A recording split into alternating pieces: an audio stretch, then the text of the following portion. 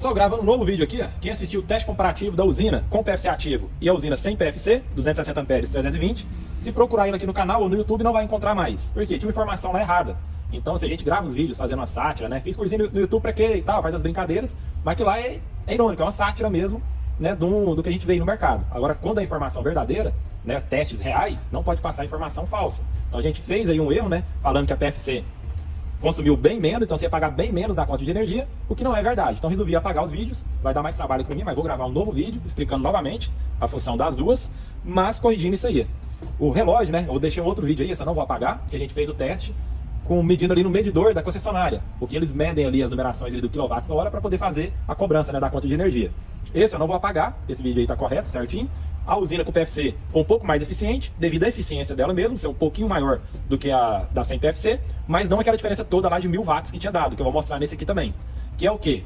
Lá no relógio, eles captam na concessionária, pega o kWh. É a potência ativa que cada equipamento consumiu. Na linha, né, no consumo residencial ou de pequenos comércios. Na indústria, em grandes indústrias, aí sim eles têm um outro tipo de relógio, outro tipo de cobrança. O fator de potência tem que estar acima de 0,92. Se tiver abaixo de 0,92, o VA, né, volts vezes amperes, eles pagam uma multa. Então sempre tem que ter, porque gera muito ruído na indústria e esse ruído atrapalha, né, os transformadores, atrapalha as redes vizinhas ali.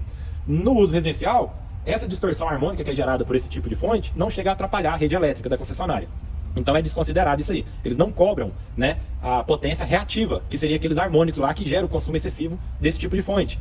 Então esse tipo de fonte aqui, e esse, você vai pagar praticamente a mesma conta de energia, mesma conta de luz, mesma watts consumido. A diferença é o quê? Esse aqui vai consumir mais corrente, isso aí é corrente RMS, é real mesmo, a potência RMS é maior do que esse, mas para a conta de energia não faz diferença, mas faz diferença aqui na tomada, que vai derreter menos, esse aqui puxa mais, com a mesma tensão aplicada, né, 220 volts, esse vai consumir mais corrente, o fio vai esquentar mais, certo? Para dimensionar o gerador, a gente dimensiona em kVA, aí já é VA, volts vezes amperes, para dimensionar, porque está sendo consumido isso aí mesmo, está sendo consumida energia elétrica, mas nos cálculos para pagar a energia, ele é desconsiderado o VA, só considera o quilowatts, tá? Não sei se ficou claro isso aí, mas se der uma pesquisa no Google aí também vai explicar aí certinho, dando dados, tabelas comparativas, do que é isso. Então vamos lá, novamente aqui para o teste. Vamos ligar primeiro essa 260 e ver a diferença dela para PFC ativa. 14 volts, zerado. Aqui nós temos os dois medidores. Coloquei isso aqui mais próximos, acho que agora vai dar para ver melhor. Entrada e saída. Vou começar a puxar carga. Vou puxar aí 100 amperes. 1430, 1429 watts. E aqui entregou, né, na saída e consumiu 2138. Isso aqui de VA, amperes e volts. VA. E esse aqui é a forma de onda que temos da corrente. Está em amarelo e a tensão está em azul. E aqui a gente temos os harmônicos da tensão e harmônicos da corrente. Já gerou um monte de harmônicos ali. E aqui a gente tem também o medidor. 220 volts, consumindo 10 amperes. Né, aqui no alicate deu 9,68. Potência em watts, que é o que realmente consome lá para pagar a energia, 1716. E o VA, 2219. Mas esse VA aqui, que é a reativa, né, na conta de energia não entra, só entra o W. KWh, que é o que eu estou consumindo durante uma hora, né? Se eu gerar aqui 1000 kW, vai dar 1 kWh. Se eu consumir 1000 watts, né? 59 Hz a frequência da rede, 0,77 fator de potência. Vou puxar aqui agora tudo. 21 amperes consumido, fator de potência 0,8. Meu VA, 4.700 watts. E o W, que é o que vai ser enxergado pelo medidor da concessionária, 3.800. Puxando 222, 3.100 watts da sua saída, 4.600 consumido da rede. Então tá aí os dois. Vou travar aqui o osciloscópio, vou desligar aqui e vou mostrar aqui agora de perto. O que acontece aqui com esse tipo de fonte? Essa daqui é uma fonte que usa capacitores na entrada. Ela tem uma retificação. A retificação dela passa, né, o 220 retifica, vira contínua e carrega os capacitores. O capacitor fica diretamente na entrada da fonte, certo? Depois vem aqui para a parte do primário do transformador e é transformado em 14 volts. O que acontece nesse ponto? Como a gente tem um capacitor ali na entrada, deixa eu desligar aqui o cabo cooler dela.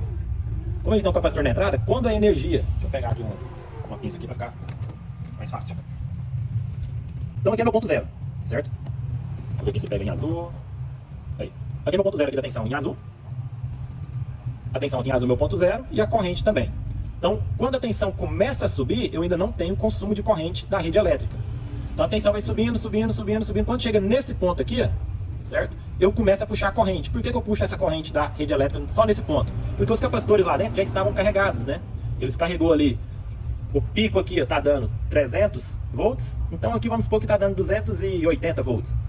Então, quando ele chega aqui em 280, chegou na mesma tensão do capacitor. Então, para poder subir mais, aqui era para a onda... Vou poder aqui...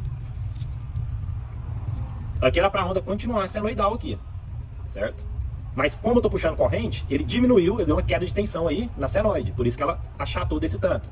Então, o que acontece? Foi subindo a tensão, subindo, chegou na tensão do capacitor interno da usina.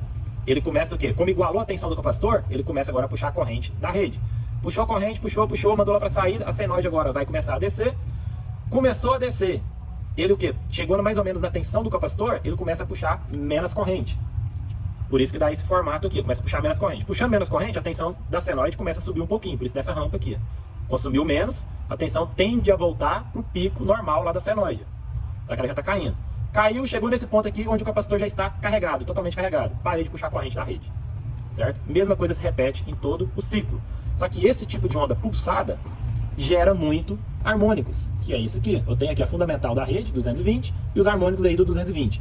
Que é bem pouquinho que é essa distorção aqui, esse achatamento deles. Mas esse formato de onda da corrente, ele gera muito harmônico. E esse harmônico aqui é consumido da rede, e esse aqui é a potência reativa, né? É a aparente que a gente está vendo ali. Então a gente tem aqui a corrente principal, que seria o W, certo? Em 60 Hz, que é aquele que a gente viu lá pelo 3.000 e pouquinho. E temos também a corrente total, que é o que esse aparelho aqui pega, que foi lá 4.700. Deixa eu ligar aqui novamente. Vou segurar aqui o hold. 4.668 é o meu VA.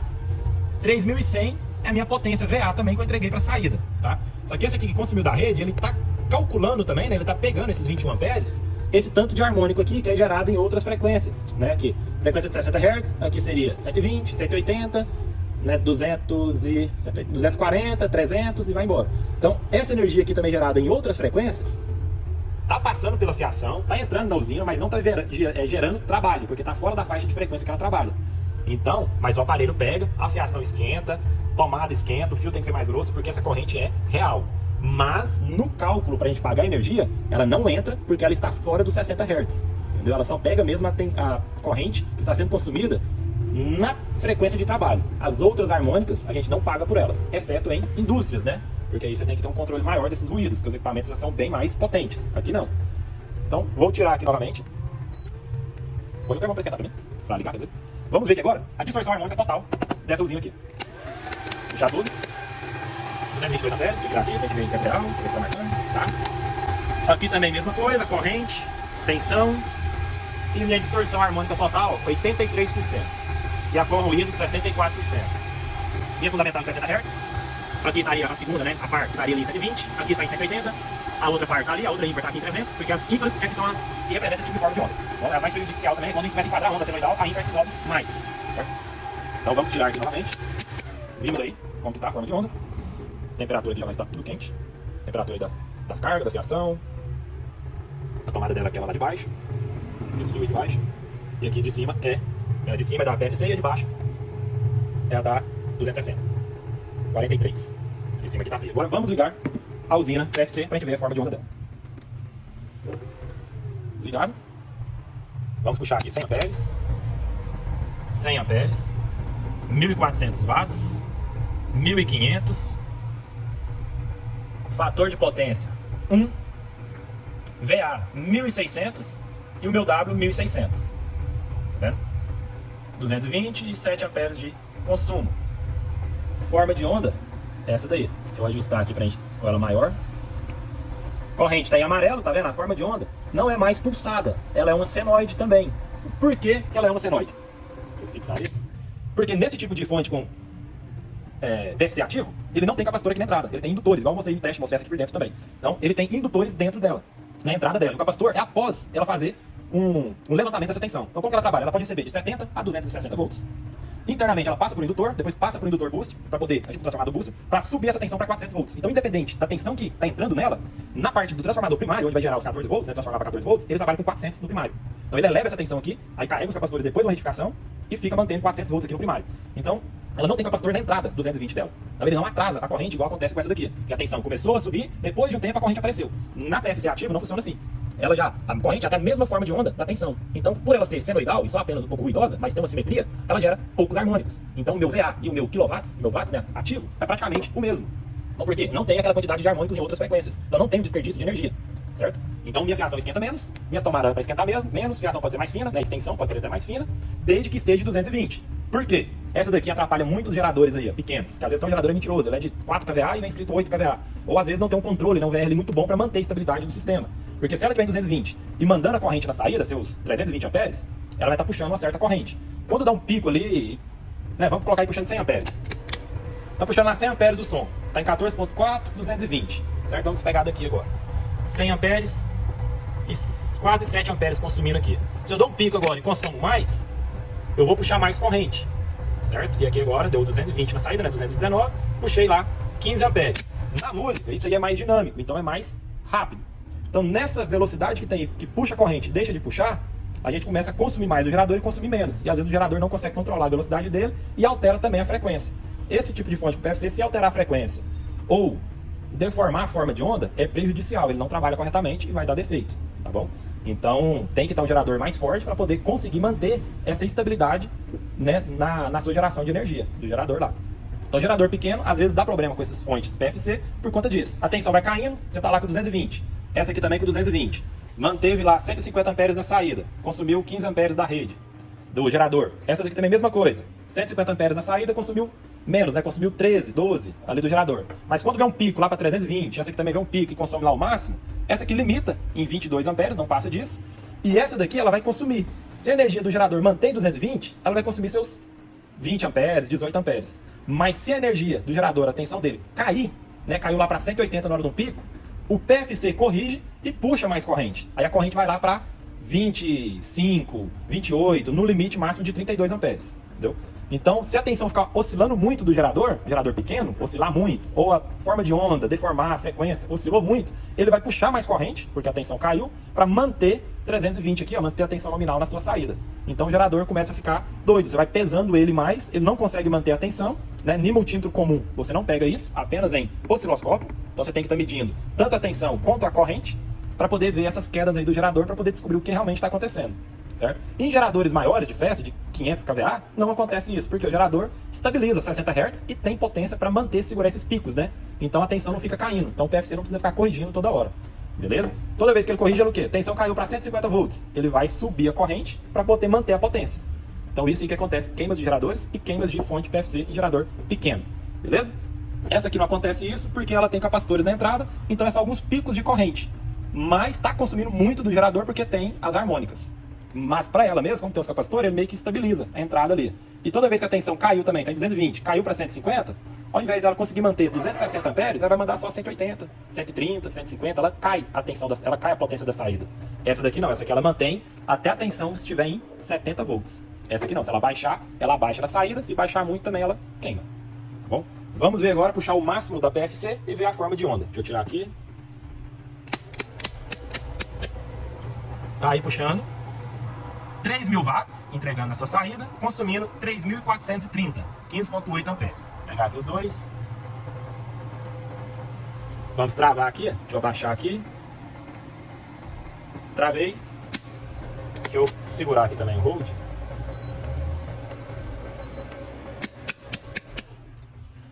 Então tá aí.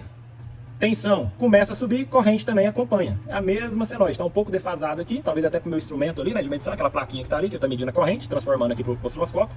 Mas olha lá, não tem distorção harmônica. Muito pouco, é a mesma distorção praticamente do 220 eu tenho na corrente, na tensão e na corrente. Vamos ver aqui, medindo o THD. Vamos puxar. Vou tirar aqui, tirar ali também, pra gente ver em tempo real. Ó, tempo real de novo. Tô puxando aí o máximo. Aqui tá marcando 240, a mesma quantidade de corrente que eu tô puxando das duas pra gente ver a distorção. A gente conseguiu estabilizar melhor aqui os equipamentos. Tá ali, variando entre 3%, 2%, com o ruído dá um pouco mais. Aí as formas de onda e aqui a distorção. Meu segundo harmônico, meu terceiro, quarto, quinto, não chegou nem a 5%. A gente conseguiu melhorar aqui a questão de ruído, para fazer uns testes mais precisos do que o anterior que eu apaguei. Ok, então tá aí as duas. Vamos aí, temperatura do fio ali também. Vamos ver aqui. Já está quente dela. Vamos ver aqui do fio. Cadê a tomada? Também por aqui. Tomada. Tô pegando aqui o fio que está passando pelo alicate ao perímetro. Então não sei se ficou faltando algo para explicar. Então alguma coisa para acrescentar. Mas é isso aí. A informação que eu passei nos outros vídeos que eu apaguei aqui, a gente ia pagar menos conta de energia por conta do VA, que é isso aqui. Vou frisar aí nesse novamente. Ah, eu não mostrei aqui o total, né? Ó, tá bem. 215 caiu minha... 215 tensão, 16 amperes de consumo da rede, ó o meu VA, ó o meu W, 3.600, a potência que realmente vai ser cobrada de mim, e o meu VA, 3.400 kWh, eu tinha zerado isso aqui pra gente poder ver o teste, e um de fator de potência, 60 Hz a rede, VA é o mesmo que está calculado aqui, ó, praticamente, né, 3.400, aqui tá em volt, 3.420 o VA, aqui 3.470. Vamos para voltar. E o watts, que é o que realmente vou pagar de energia, é isso aqui. VA, 3.470. E o meu W, que é o que eu vou pagar mesmo, que é o ativo, né? Que eu realmente estou gerando trabalho, 3.600. Em comparação, já está fervendo aqui já. Vou desligar. Vamos comparar com essa aqui novamente. Zerou tudo ali novamente. Vou puxar.